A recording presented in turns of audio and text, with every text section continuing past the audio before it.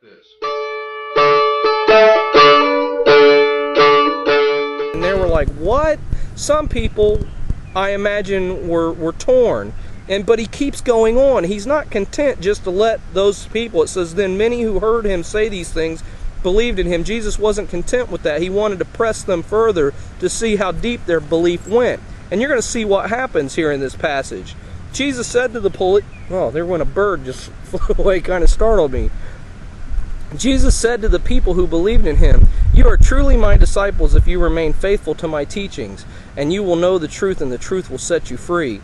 But we are descendants of Abraham, they said. We have never been slaves to anyone. Now that's not true, because after Abraham, the Israelites were slaves to the Egyptians, but of course they're, twisting their own history there. What do you mean you will be set free? Jesus replied, I tell you the truth, everyone who sins is a slave to sin. A slave is not a permanent member of the family, but a son is part of the family forever. So if the Son sets you free, you are truly free. Yes, I realize that you are descendants of Abraham, and yet some of you are trying to kill me because there's no room in your hearts for my message. Now why were they trying to kill him? If he was just a nice prophet, a nice preacher that went around saying love your neighbor, nobody would have wanted to kill him. There was some reason that they wanted to kill him, and the reason was because he had committed blasphemy, according to them, and he probably knew the minute he stood there saying that there were people in that audience that listened. Though some of them believed him, there were some of them that said, we've got to put a stop to him. And of course, him being, I believe he's God, and so him being omniscient, he knew that they were what they were thinking. Yes, I realize that you are descendants of Abraham, and yet some of you are trying to kill me because there's no room in your hearts for my message. I am telling you what I saw when I was with my father, but you are following the vice of your father. Our father is Abraham, they declared. No, Jesus replied, for if you were really the children of Abraham, you would follow his example. Instead, you are trying to kill me because I told you the truth which I heard from God. Abraham never did such a thing. No, you are imitating your real father. Now here's where they're doing a low blow, because they knew the story of Jesus' birth. They knew that it was claimed that he was born of a virgin, and so they say this. Then they replied, we aren't illegitimate children. God himself is our true father. So they're making a low blow at him, saying, in a not so nice way, you're the one who's illegitimate, and we aren't. Jesus told them, if God were your father, you would love me, because I have come to you from God. I am not here on my own, but he sent me. Why can't you understand what I'm saying? It's because you can't even hear me. For you are the children of your father the devil, and you love to do the evil things that he does. He was a murderer from the beginning. He has always hated the truth, because there is no truth in him. When he lies, it is consistent with his character, for he is a liar and the father of lies. So when I tell you the truth, you just naturally don't believe me. Which of you can truthfully accuse me of sin? And since I am telling you the truth, why don't you believe me? Anyone who belongs to God listens gladly to the words of God, but you don't listen because you don't belong to God. And the people retorted, you Samaritan devil. Of course, they hated the Samaritans in that time. Didn't we say all along that you were possessed by a demon? No, Jesus said. Now, look what happened here. I'm going to take a break. Just a second ago, they were many who heard him say these things, believed in him. All of a sudden, they flip-flopped because he pushed their button just a little bit. No, Jesus said, I have no demon in me, for I honor my Father, and you dishonor me. And though I have no wish to glorify myself, God is going to glorify me. He is the true judge.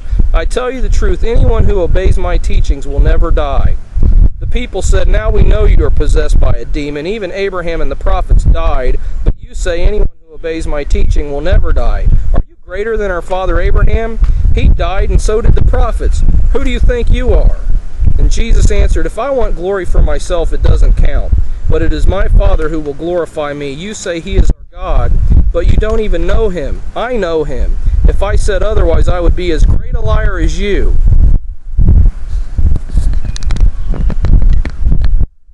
But I do know him and obey him. Your father Abraham rejoiced as he looked forward to my coming. He saw and was glad. The people said, you aren't even 50 years old.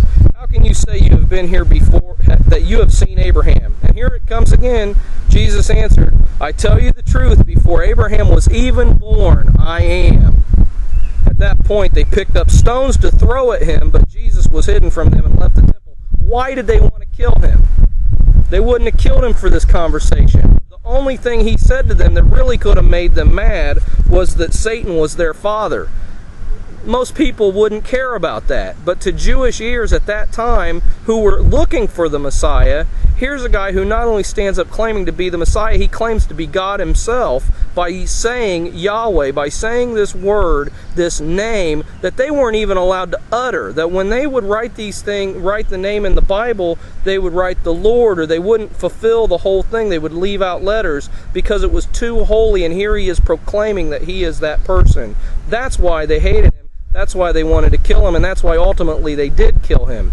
And when you have teachers that want to tell you that Jesus never claimed to be God, that Jesus was maybe the angel Michael, or that he was just one of many gods that came in, you're not understanding who Jesus really claimed to be. Jesus really claimed to be the only God, the great God of gods, King of kings, Lord of lords, the most powerful, the one over all. That's who he claimed to be. And they didn't like it, and they tried to kill him. But what's interesting is, though they grabbed stones to throw at him, he vanished from their midst and was hidden from them. There's another passage that I'd like to go to, and this is in John 17:11. I'm going to. There's actually a couple other ones. If you want to look up on your own, Mark 14:62 and John 18:5 through 8. Those are also some really good passages about this. I want to stop, though, with this one because I'm really running short on time here. I'm already going to have to split this video in half. In John 17:11, Jesus says, "Now I am departing from the world." Here he is praying in the garden. He's praying because he's getting ready to be crucified. "Now I am departing from the world. They are staying in this world, but I am coming to you. Holy Father, you have given me your name. Now protect them by the power of your name so that they will be united just as we are." I want to go and give that to you in the NIV and in the King James. You may be reading the King James, and this may be what it says in your version. "And now I am no more in the world, but these are in the world, and I come to thee, Holy Father. Keep through thine own name those whom thou hast given me, that they may be one as we are one." And you may read that and say, wait a minute, he didn't say that his name was the same as God's name. I'll give it to you in the NIV, and then I'll give it to you in the Greek. "I will remain in the world no longer, but they are still in the world, and I am coming to you. Holy Father, protect them by the power of your name, the name you gave me, so that they may be one as we are one." Now, I know some churches really like the King James, and I'm not bashing the King James at all. I think that those guys did the best they could when they translated it all those years ago with what they had. But there were texts that they were missing, that some of their texts may have had, holes in it or something that may have been eaten by, because they were dealing with really old copies. They were also translating it out of Latin. They weren't going back to the original language, which was Greek. And so I'm going to give it to you in the original language, which is Greek, and I'll say it to you in English, the transliteration, so you can kind of see why Greek doesn't just naturally jump into English very well. "And no longer am I in the world, and they in the world are." Okay, that's not the way we would say it in English. "And I to thee come. Father holy, keep them in the name of thee which thou hast given to me, that they may be one as we." So you can see that it doesn't quite fit in the way we would read it, to our ear, that we'd be like, what? But when you break it down, you see that he says, "Keep them in the name of thee." What is his name? Yahweh, Jehovah, "which thou hast given to me." So what is Jesus' name? Yahweh, Jehovah. So we see, again, here Jesus is in the garden by himself, only his disciples around listening, and half the time Jesus got on them because some of them had fallen asleep, and at one point all of them had fallen asleep. But still, obviously, John had listened to enough of Jesus' prayer to be able to record this for us. And at that point, he says to God, "Keep them in the name that you have, which is also the exact same name that you gave to me." So what we're seeing here is that, again, even in his own private prayer time, Jesus is claiming to be God. Whereas, it would make sense, I think, if somebody was a charlatan, if he was an evil person that wanted to deceive people, he may go around and say, to people that are listening to him, yes, I'm God. But in his own private prayer time, or his own private time, he probably wouldn't claim to be God unless he actually believed it. So I hope that this helps you out. I hope that maybe something I said will spur you on to study the Bible in more depth and maybe come up with some more information on your own about this. But if you're in a church where they're teaching you that Jesus isn't God, I'm sorry to tell you, but that's not what the Bible says. And they may point to a lot of passages that may seem like Jesus isn't claiming to be God, but when you study the entire passages in whole, and you start to ask critical questions of the text, you're going to see that yes, Jesus did claim to be God. So then you got to come down and get to the understanding, okay, what do I do about that? If Jesus claimed to be God, and obviously he did, because that's what it's saying right here, either one of two things: either he really was God, or he was just some other lunatic. So that's why C.S. Lewis said it's a really silly thing for people to say, yeah, I think he was a great moral teacher, but I don't believe that he was God. Well, then he wasn't a great moral teacher, because if I ran around telling everybody that I was God, everybody would think I was nuts. In fact, there are people out there right now that claim that they are God, but they are crazy, and everybody thinks that they're crazy. And it's not changed that much since that time. If Jesus had claimed to be God and couldn't back it up, then he obviously wasn't, and he was a false teacher and a fraud.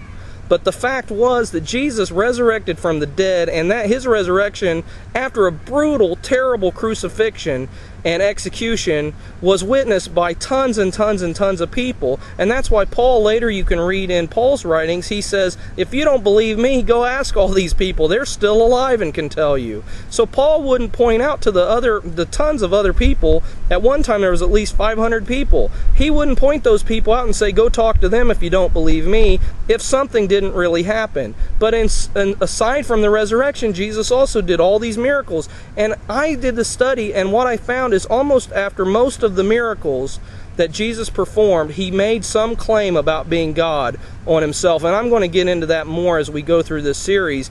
But I hope that you find that this is exciting and interesting as I do, and I hope that it changes your life. Because the thing is, once we encounter this and we make up our minds about this, then it behooves us. We're brought to a place where we have to make a decision about this. Either he was God and we accept that, or he wasn't God and we reject it.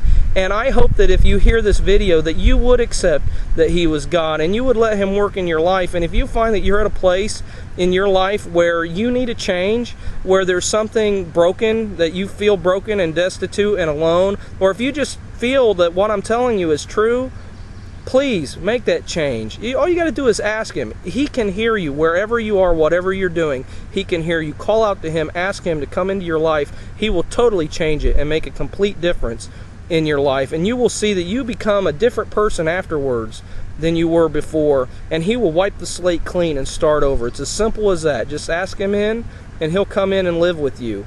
So God bless. I hope you have a great day. And I hope that this video helped you in your own Bible study. Bye now.